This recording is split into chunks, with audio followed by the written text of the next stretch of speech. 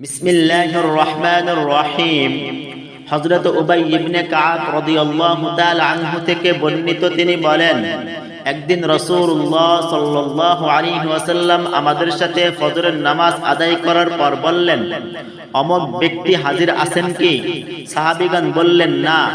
রাসূলুল্লাহ সাল্লাল্লাহু আলাইহি ওয়াসাল্লাম বললেন, এই দুই ওয়াক্ত নামাজ অর্থাৎ ফজর ও ঈশার নামাজ মুনাফিকদের জন্য বেশি কষ্টকর হয়ে থাকে। তোমরা যদি এই দুই ওয়াক্ত নামাজে কি পরিমাণ সওয়াব রয়েছে তা জানতে, তাহলে হামাগুড়ি দিয়ে হলেও তোমরা অবশ্যই এতে শামিল হতে। জামাতের প্রথম কাতার ফেরেশতাদের কাতারের সমতুল্য। তোমরা যদি এর ফজিলত সম্পর্কে জানতে, তাহলে অবশ্যই তোমরা এজন্য প্রতিযোগিতা করতে।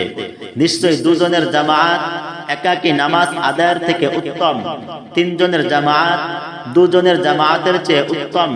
জামাতে লোক সংখ্যা যত বেশি হবে, মহান আল্লাহর নিকট তা ততই বেশি পছন্দনীয়।